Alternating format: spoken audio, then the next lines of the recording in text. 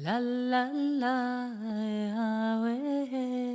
hey, hey, hey, hey, oh, ay, ay,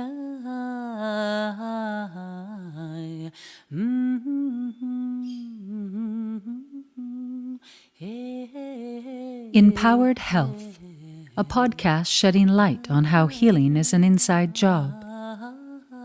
Keys to your inner power and total transformation.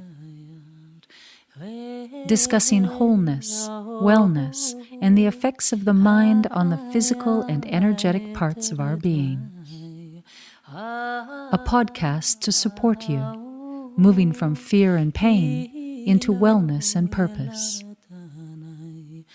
Belief, hope, connection, energetic keystones for transformation and inner power.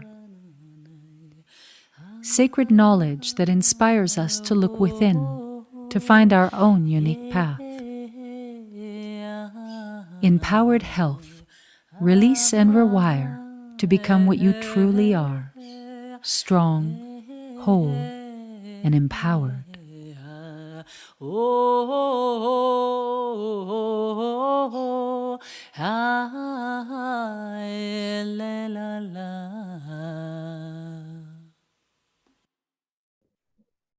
Shel and Jayne here, your naturopathic doctors dedicated to inspiring you how to be empowered in both your life and your health.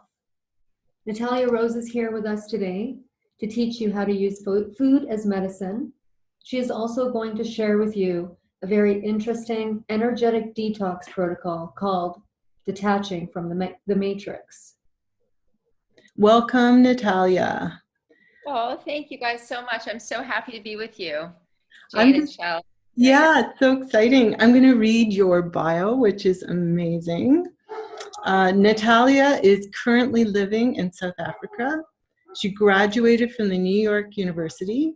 She is an author of 8 books, including The Raw Food Detox Diet, Raw Food Life Force Energy, The New Energy Body, Emotional Eating SOS, The Rose Cleanse, Forever Beautiful, The Fresh Energy Cookbook.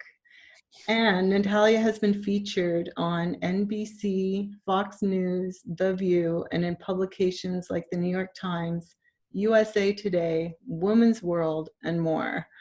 So grateful to have you here today, Natalia. Would you be able to share with us how we can use food as medicine? Sure. So I think the first thing to just to get right into the thick of it and how food and the body work. I know this is kind of a shock for most people to hear, but we overemphasize food and we underemphasize abstinence and space between time where we're not digesting, time where we're not trying to extract value from food, because food has become this centerpiece in our lives. And let's say in terms of socially and in terms of the way we believe that we're nourished through food, when really we're mostly blocking our bodies with food. It's too much food. It's too often. It is 3 meals a day plus snacks plus beverages.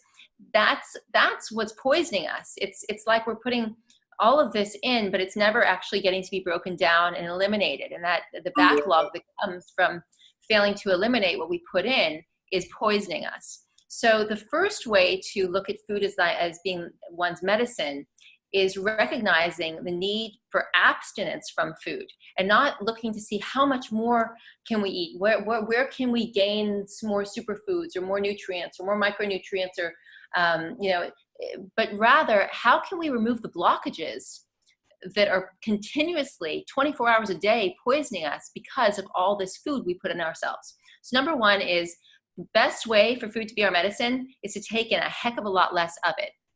And then we can start looking at, okay, so when we are taking in food, what are we taking in? As opposed to this, big smorgasbord every day. So if we can distill that down to then realizing what actually is deeply nourishing And then we get onto the subject, one of my favorite subjects, which is electrons. Electrons are the life force in the subatomics. So what has electrons? And then we get into the subject of how do we connect this whole idea of health with alkalinity, with life force, with conductivity and current rushing through the body. And that all comes down to the electron. The electron is the conductor.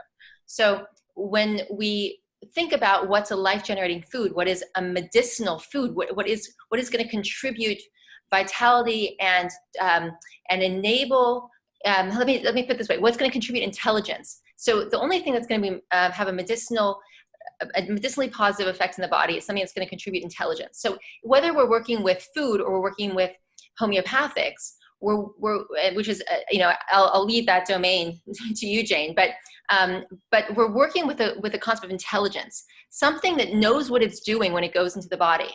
If something doesn't have intelligence, then it's basically just creating more obstruction. So if we have something with medicinal value, it has medicinal value because it has intelligence, and the electron is full of intelligence. It's full of the imprint of life. So if it has space to go in and work, because space has been created by the release of waste matter. So we have to get into the subject eventually of cleansing, moving waste out, not just hypothetical cleansing where people think, well, I'm having a juice fast for 3 days, so I must be cleansing. I'm talking about actual waste leaving the body. That's cleansing. So when we remove enough obstruction so that this medicinal food can come in with all its electrons, with all its intellectual value, then it starts bringing in what I call know-how.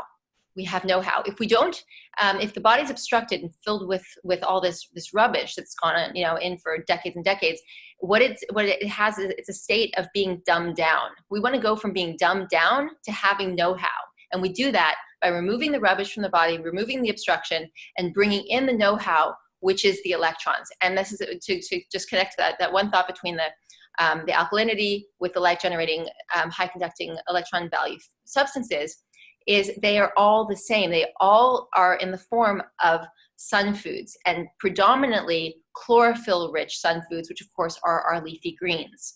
So the best medicinal foods are your leafy greens. The only food that I would say is on par with leafy greens, and even possibly superior, and this is going way out there now, is bee pollen.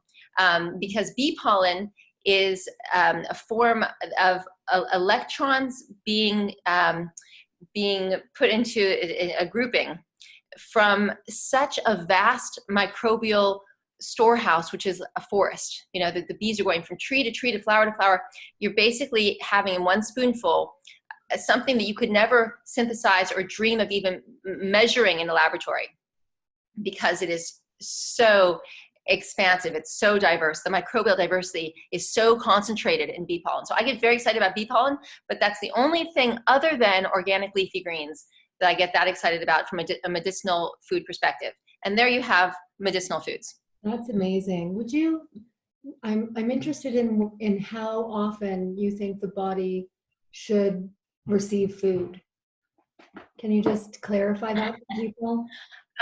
Okay, well, it depends on who we're talking about. So basically, let's look at it this way. Everybody's on a journey, and everybody has been on, everybody on their journey has come a long way because their lineage, their predecessors, our great grandmothers, grandfathers, and as far back as we can begin to dream of, have been accumulating information and disinformation in their cells and DNA as they've been progressing through the progeny.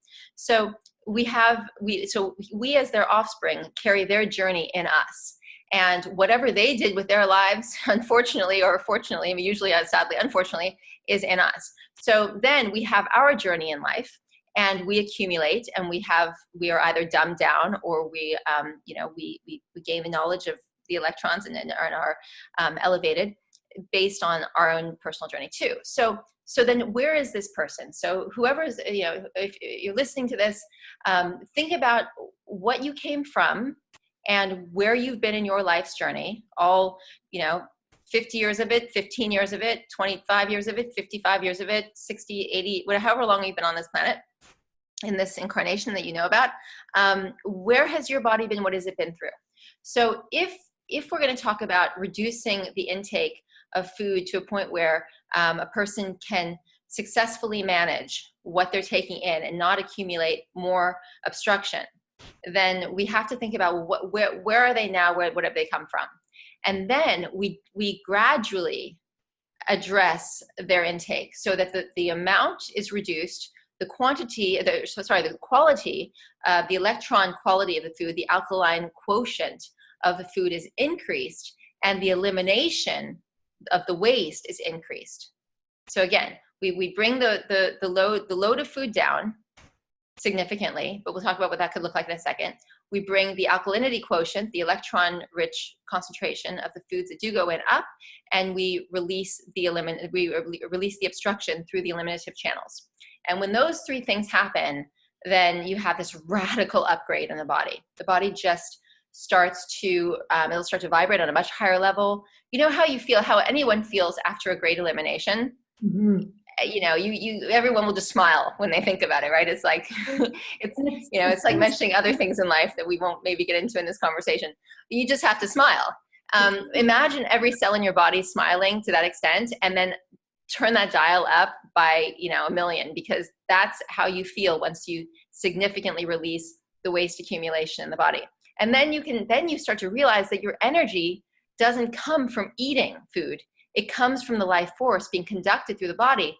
But because, and this is when people can get their head around this intellectually, they can start to reduce their daily intake of food, because they stop being so attached to the idea that food is their sustenance. Food is not your sustenance. Life force energy is your sustenance. The electrons are your sustenance, and they're all around us.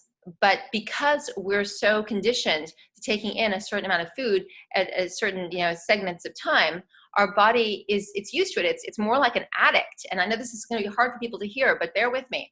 When an addict doesn't have what they're used to getting, they're going to start getting twitchy, and their blood sugar is going to drop, and they're going to get irritated, and they're going to go from irritated to start getting aggressive.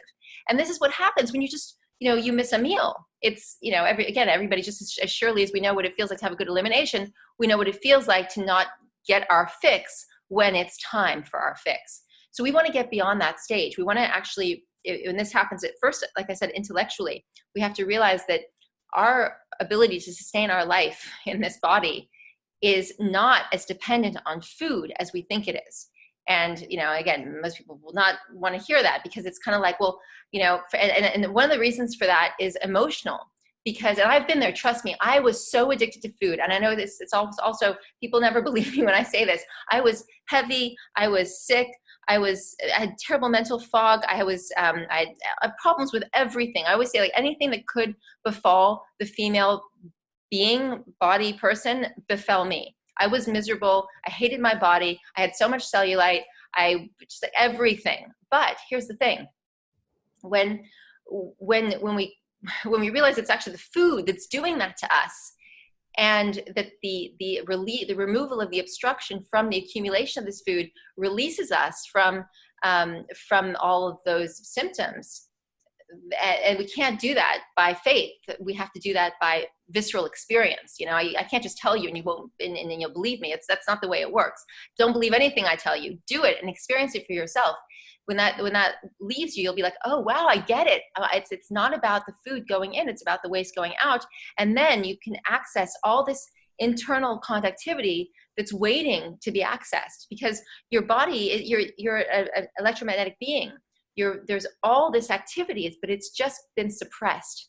And it's that waste inside the body that's suppressing it, which is why the symptoms get worse as we get older. We don't age and get older from the number of times we go around the sun.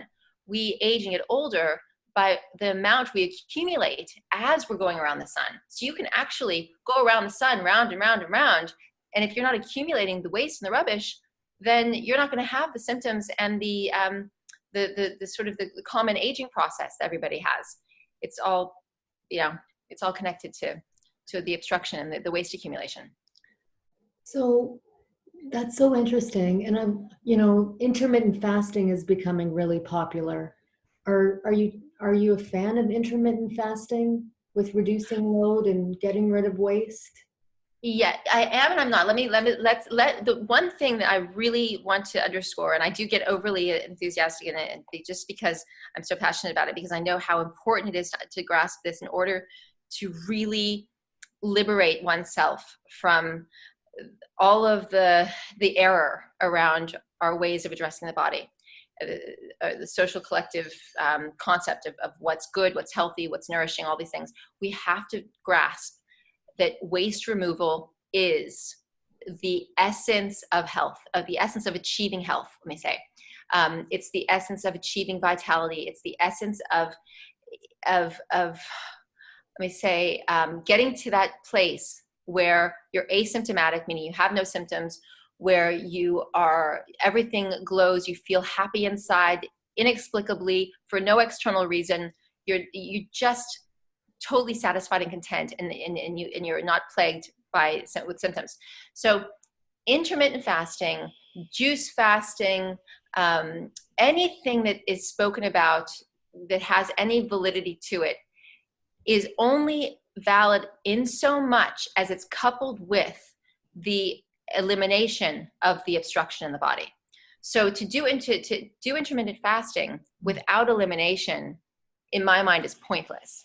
It's only going to make you maybe a little less congested, but you're still going to wind up with the same amount of waste energy, which is why I'm not a fan of water fasting without colonics, or juice fasting without colonics, or any of this. But by the same token, here's what's so interesting about it. By the same token, you could still have your 3 meals a day, but make them raw salads and say like a blended green juice, or a blended gazpacho, or a little bit of low sugar fruit like berries. I'm not a big fan of fruit at large, but little bits, and have a lot of high water content, electron rich foods during the course of the day, without intermittent fasting per se. Depending, intermittent fasting for some people is 3 hours. For other people, it's 8, 10, 18 hours, 24 hours, or more.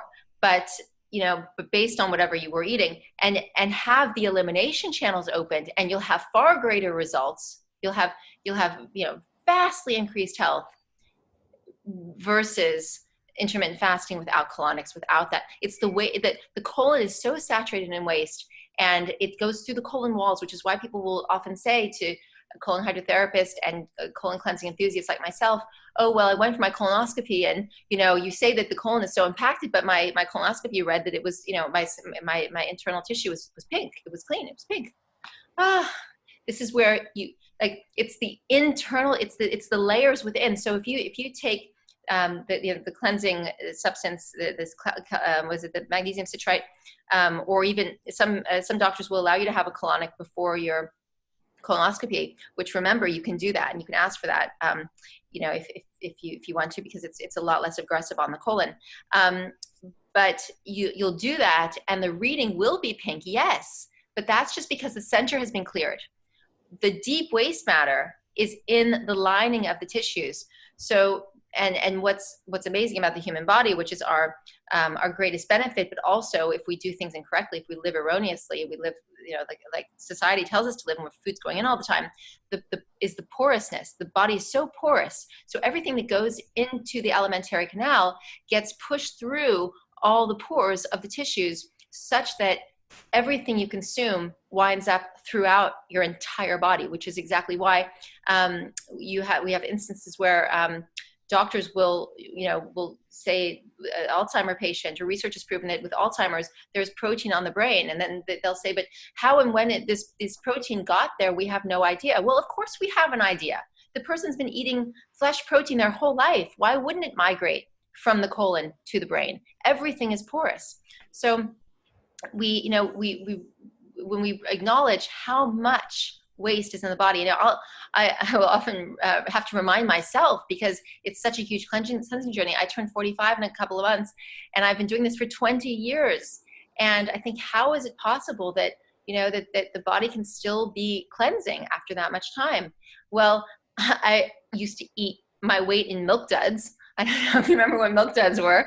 I think about, I have my clients and my students always do a recapitulation exercise and go back and remember, like, in this year, what was I doing? Where was my mind? What were my activities? You know, I think back to all the microwave popcorn and the Coca-Cola and the Diet Coke and the frozen yogurts. And I mean, so if you think about, put yourself in all these different scenarios over the course of your lifetime, when you think about what actually went in, it wasn't just your breakfast, lunch, and dinner.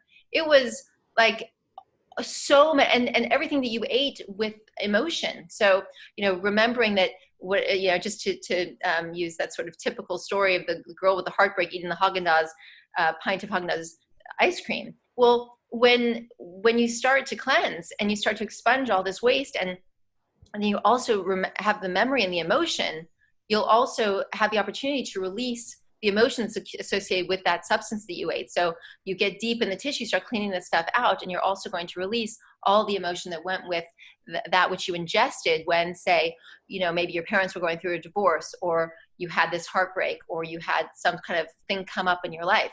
It's all connected. The food, the matter, and the state of mind and emotion in which you ate it is all connected. Yeah.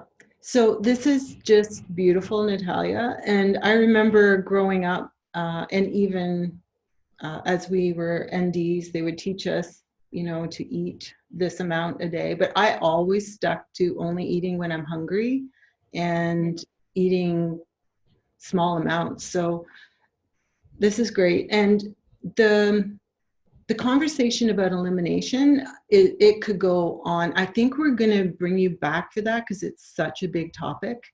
But to keep the gates open and to do colon cleanses, liver cleanses, this kind of thing, we'll discuss. But you were going into the emotions. So let's talk about the matrix and how you feel that's part of this cleanse. Sure. Okay. So I'm going to share with you just sort of off the cuff my definition, when I speak about the matrix, what I mean. The way you can imagine it, it's the framework in which our consciousness lives. It's the framework in which our mind, our mentality lives. So mentalism is one of the natural laws. It's the first Hermetic law, and it means that it states that everything is mental. And you can think of that as a field of mind, M-I-N-D, a mind field, as opposed to a minefield. But it is a mind field. It is an M-I-N-E field as well. And so think of it as a great net that's cast out. And this is an ideology that we're born into. So the matrix is this net that's cast out. And as we're born, we are basically born into this net. And if we're so lucky to be born outside of all of, you know, as natives of maybe a tribe in South America, most of them are wiped out, very sad. I mean, it's terrifying when you think that there was a time when you could be born onto this earth and not be born into this web, into this net, into this mental ideology, because that's how life should be. We should be born without this capturing our consciousness. But it's the culture, it's the society, and in that is the programming. Think of it firstly as an ideological framework. And when we enter that, unless we have somebody telling us otherwise, that actually life is not what it seems, we buy in to what everybody's doing around us, what our parents, our teachers, our friends, our family, et cetera, et cetera. So as we do that, sorry? It's like a program. Mm-hmm. It's a program, but it's the way I just wanted to be clear that it's like a net, because it's a field. Remember that it's a mental field. So there we are, we're in it, and then we're absorbing everything about it, because when we're babies and through to the point of being about 12 years old, we're basically just like, we're absorbing everything like an egg. So everything that is, let's say, it's the feminine energy that's very absorbent. And when we're in our youth, we're in that absorbent, receptive. Let me say receptive, absorbent, as opposed to the radiant, which is the masculine principle. It's not boy-girl. It's just their principles in natural law. So as we're in this receptive stage, now when we're adults, we're supposed to be in our radiant stage.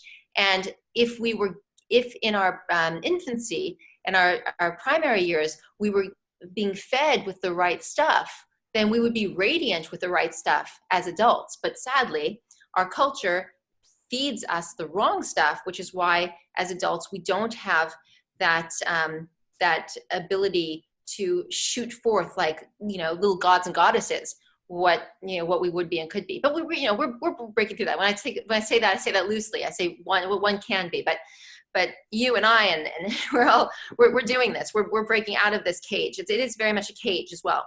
So wherever we absorb this stuff in the matrix, we become it, and it becomes, we embody what is put into us, because our mental field, our individual mental field, is basically violated by this mental field that we're born into.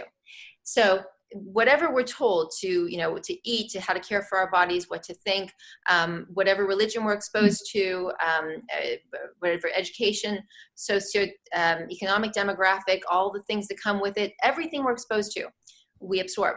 And so that basically determines our life and shapes us until such a time, unless and until we can awaken to the fact that we were violated. It really is, it's the only way to put it. And we were being used to feed this ideology, which is basically an entity that benefits from us embodying its ideology. It's basically like it gets to use our energy if we're in it, if we subscribe to it. So when we can recognize that it wasn't in our best interest, then we get to start dissecting everything we colluded with, everything we adopted as a program or a conditioning. And then once we challenge that, we can say, oh, see, that actually wasn't true. Well, why was I taught this? Oh, because it feeds the matrix in this way. Mm-hmm. And so the way I like to look at it is there's the nefarious matrix. It isn't in our best interest.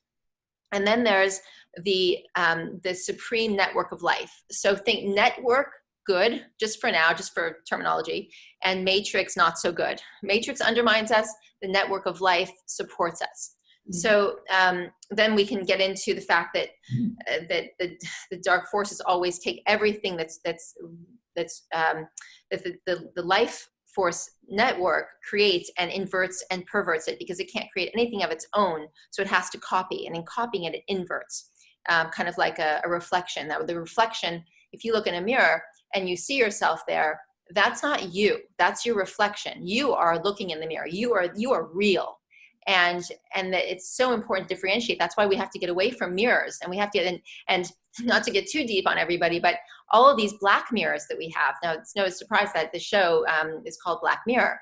It's basically everything from a computer to a smartphone to a microwave. Everything that is a screen is basically drawing our energy, drawing our attention, and energy. Our energy goes where our attention flows. So we give of our energy, our precious energy, to whatever can capture our attention. Yeah, so, Natalia, can you give us an example of how you have done this in your own life, realized where you were captured by the matrix, and then changed your it's way of everything. It's actually it's quite a disturbing. Sorry, guys. It's a truly, if you're actually doing it right, you will find it a very disturbing process. Yeah, it's awful because number one, it's very lonely, and when you wake up to all this stuff, I mean, it's great if you have friends that are like-minded, but even with that, it's kind of like no man's land. But it's not like that forever if you can get through the other side of it, because we have, either people are gonna they're going to wake up briefly and be like, I don't want to wake up. I don't want to look at the reality because it's going to take too much work and I don't want to do that. So let me just go back to sleep. And, and that's totally their prerogative, and each to his own in his own time. I think eventually each one of us is going to have to do this. And it's like being born and dying. It's not something anyone can really hold your hand through, but it's a huge initiation with a great reward. So, being born, I mean, there are a million different ways that, we are initiated into things all the time, but successful initiation means that something really big comes next. Something wonderful comes next. So it's so worth it because you get your mind back. So your mind's been, as a child, you didn't have any say in the matter.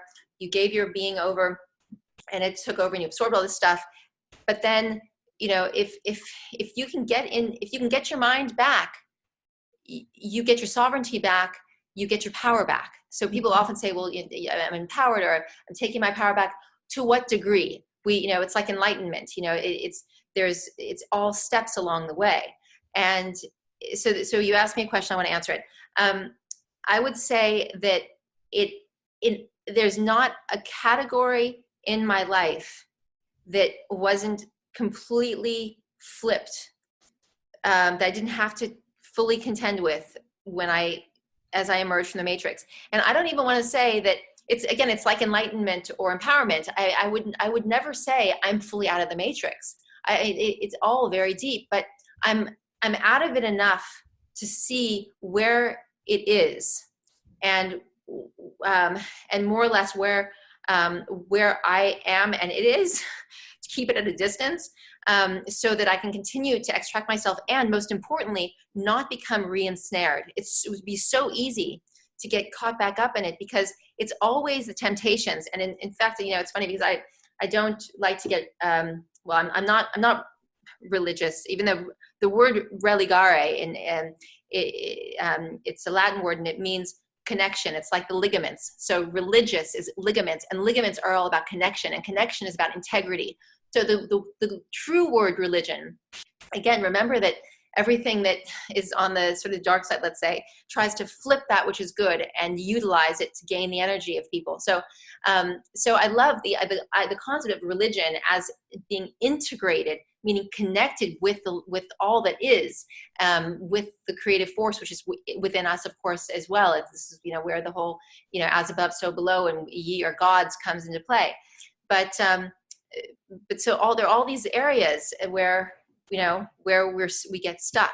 What was my point there? But religion. But yeah, so an example is just you could just start with the first thing that switched me on to how everything was upside down and inside out was the cleansing, because I was just like everybody else. I believed that you needed to get all these nutrients and eat like and then when I was so sick I wanted to die, and I found my mentor Gil Jacobs, who's cleansing guru extraordinaire.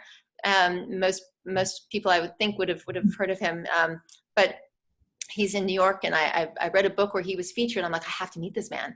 And as I learned from him, I like to joke that I attached myself to him like Velcro until I learned as much as I possibly could from him. But in weeks and certainly within 6 months, I was a transformed person. I'd gone from wanting to kill myself because life felt like hell on every level to me. I didn't even understand why my heart was in so much pain, or why I had so much brain fog, or forget the emotional, mental stuff. Physically, I was miserable and I was sick and I hated my body. And I grew up in Los Angeles, so that only added insult to injury in that regard. But the whole image consciousness thing, it was just drilled into me. And so I felt like I never made the cut, and all these things. But the second the cleansing began and the waste started to leave, and it became about waste removal and not about, the idea of eating normally, I healed. And I was watching this transformation physically. And then the transformation came in the heart and the mind. And when that happened, I thought to myself, well, gosh, if all I was doing that I thought was true, that I was told was true, and I was doing it because I thought I was doing the right thing, was false, then what else was false? Yeah. And that's when everything just switched on. And little by little, I started to understand that I was stuck in this mind, in this ideology, this ideological mind frame that was utilizing my energy and everybody else's energy for its existence. And I started backpedaling little by little, which didn't really engender a lot of friendly responses from people because it was like they were all going this way and I was going the other way. I was going to interject that it sounds like detaching from this matrix is kind of like finding your authentic self and your true purpose. And when you try to do it, in my own life, I've encountered a lot of pressure not to, to go my own way. So I'm sure you felt that too, like the loneliness and the, being a critical thinker. Sometimes you feel like you're marching on your own path. Totally. And that's also an initiation. And I think part of what we're being primed here for, because I think often, as you guys do too, no doubt, like, what exactly are we doing here? And sometimes I get really close to it. I'm like, yes, I think I've figured, no, hang on. But so, but I do believe that we're being primed for something. And the testings are not so much to say, are you good enough? It's like, have you developed this yet? Because you need this in order to be utilized on this next platform of existence. So when we are confronted with these sorts of challenges and interpersonal challenges, and we feel like, we're being rejected or we're having to walk a lonely path, I think it's just because we're supposed to develop this certain, whether it's a certain, let's say proverbial muscle or a skill, so that it's a natural function for us. And once it becomes a natural function, then we're ready for this next thing that we're maybe being primed for. Yeah. Mm-hmm. Natalia, let's tie this into the question we ask everyone we interview. If you were given a health diagnosis with 2 years to live, how would you approach it? Thinking like this about the matrix, and just give us your insights. Okay, a lot of things come rushing to mind.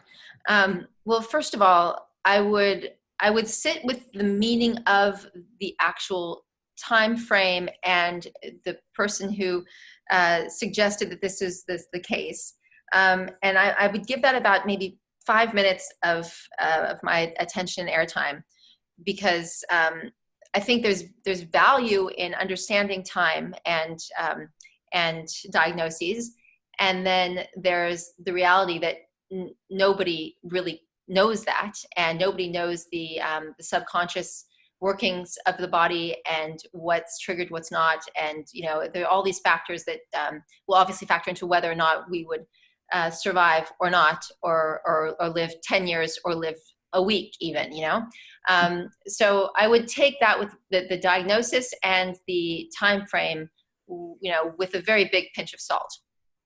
And probably, to give it as little validity as possible, but still appreciating where it came from, and that it's a factor to somebody anyway. And then I would do a whole bunch of things. First of all, I would think about what matters most to me in my life and what I really want to convey and give to the world. And death is actually one of our best allies, because the idea that death is always like looming in death. When I say death, I mean, because we can never die. We're energy, we're spirit. We're just going to go on to a different form, and whatever's next. And we don't know why we signed up for how long. It's not always a tragedy if we leave what the Matrix mindset would say is prematurely. Like there's so much that we don't know. So with all that in mind, as sad as it is for the people who we leave behind, that's really where the pain is. But if we figure out what really matters most to us and the legacy we want to leave behind, and we start documenting that in whatever, that's what I would do. Sorry. What I would do is I'd start documenting whatever I felt needed to be documented in order to provide a better life experience, more knowledge, or whatever I could for those who remain here. I think, this place is such a difficult place. This dimension we're in, and there might be multiple dimensions. Just like we're experiencing this dimension on planet Earth. There might be a lot of dimensions on planet Earth, but we came through this portal, and this is where we are. But it is a place of great suffering, and any way I could possibly relieve the suffering of people in this dimension and help get them either out of it in the best possible, most effective way that enables them to also grow that muscle and be whatever needs to be and happen.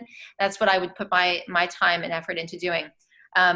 In so doing, though, one of the things people often say is, that when they're told they're not going to have long to live, they want to go and party and or consume things that, they say, oh, I'm not going to exercise then, and why should I, why should I eat healthy, whatever. But see, the cleansing lifestyle puts you in touch with the divine. So the last thing I would want is to leave this world not being in contact with the divine. So in terms of my protocols, my personal rituals, they would be at optimum. I would be as fastidious as ever in terms of what would go into my body, mind, spirit, my interactions. I would not give my mind or attention to anything that was matrix related, in terms of like, if I still had attachments to being triggered by certain things, there's a popular word, being caught up in dramas and things, like I would identify them immediately and not give my time and attention to them at all for going forward, because that would inhibit my ability to leave the right legacy behind. Wait, I lost my thought there, but I would just get so in alignment, because also the benefit of that is, one, I make sure that I've lived the best possible life I could and left the best possible legacy. And secondly, the likelihood of something being in me, once I removed anything that was not in alignment with that divinity, would be so incredibly low that I would, I would most likely overrule, cancel out whatever was, let's say, eating me alive. Mm-hmm.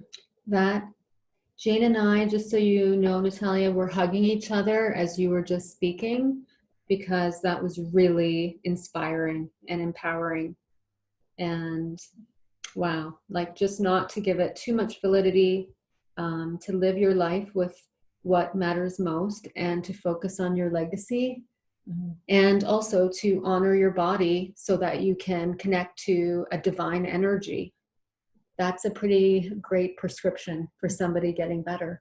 And it may be cliche, but we should each live as if this is our last day, and to give back to this world. I get filled with a love energy every time all I have to do is ask, how can I help?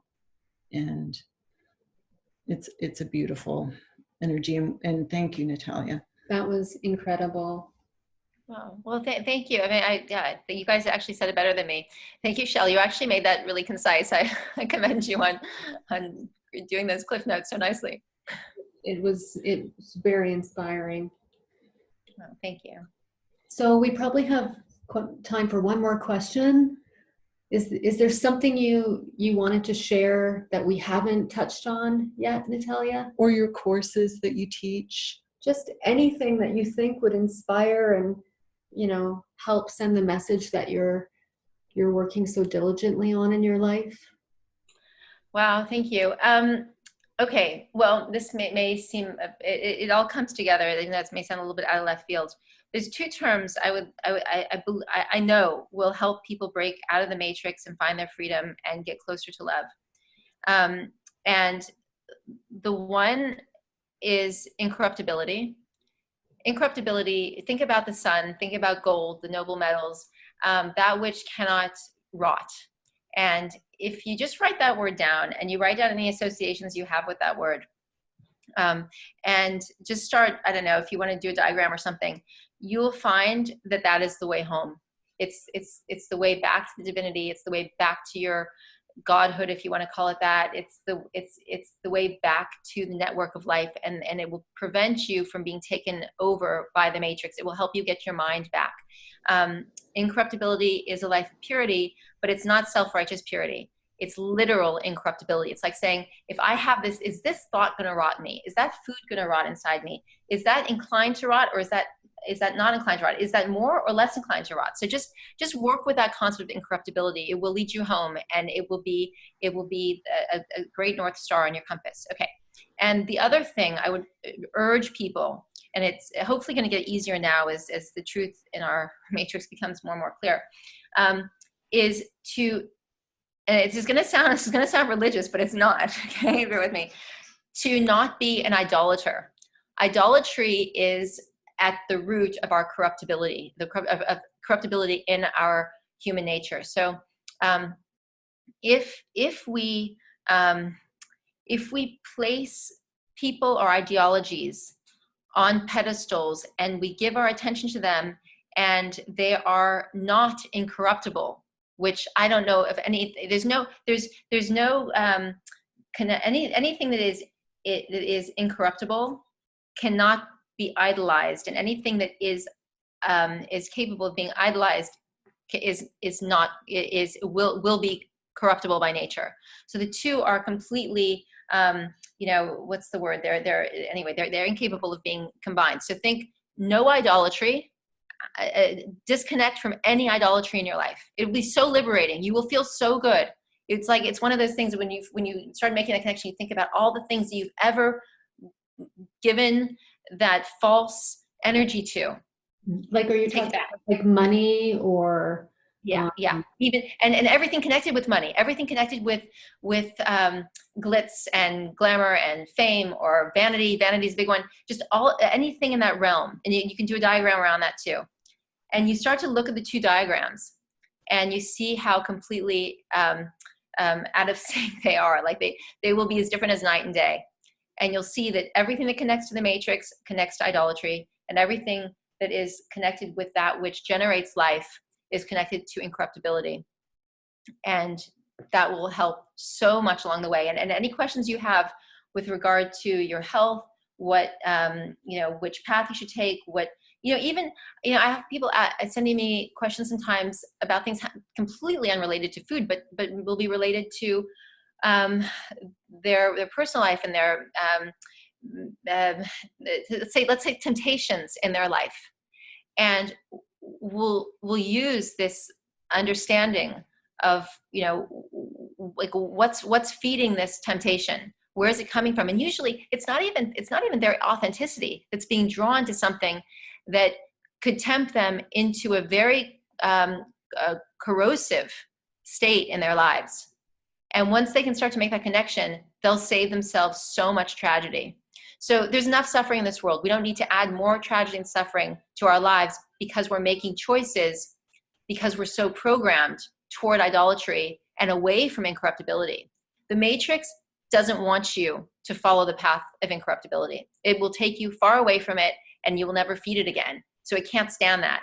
But it is also, it's a superpower. And one of the things that's gotten me through one of the toughest times in my life, which is what I've been going through in the last 2-3 years, is that incorruptibility is my superpower, and it's literally kept me alive. So, and remember, and I know we talk, there's the link toward, and even though everyone thinks COVID is the most important thing in the world, we know that the cancer is one of the things that, is the biggest influencers of people's ill health in our world today. We know that cancer has deep connections with fungus and pathogens at large. So pathogens thrive because of the corruptible nature of certain substances. And these substances go into the body, they sit, they percolate, and they create the conditions where cancer can thrive. So if we're making choices toward incorruptibility in our food, our mind, our ways we spend our time, you can like things like jealousy. That's a corrosive thought. It's a corrosive energy. It's connected with idolatry. It's connected with the matrix and all that programming.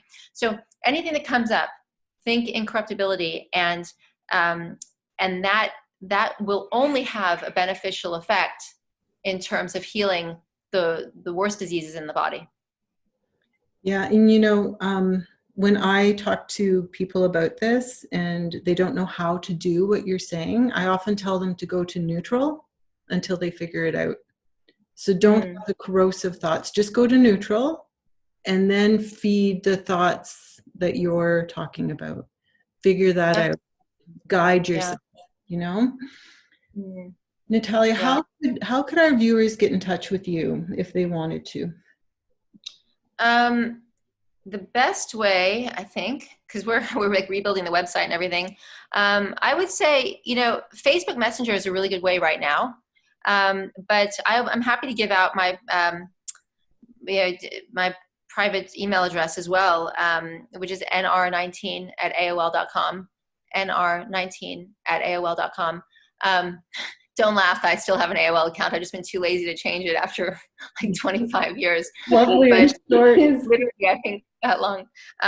But yeah, I'm happy with that. Like I said, Facebook Messenger, and eventually we'll have the new website functioning properly, and that will be great. But the Natalia Rose Institute and Detox the World. I'm afraid that I'm not so good on that note.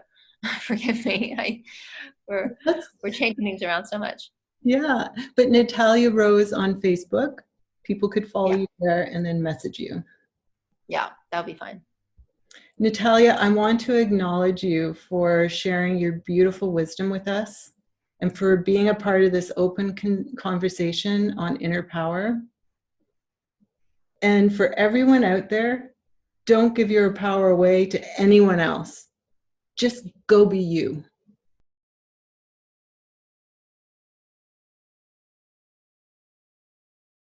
Yeah. Thank you, Jayne. Thank you, Shel. I'm so honored to be with you guys, and thank you for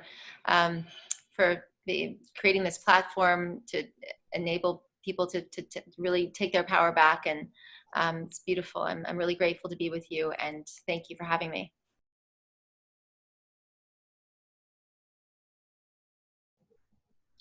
Oh, good. Okay, honey. Oh, wow. That was so beautiful. I've stopped recording now.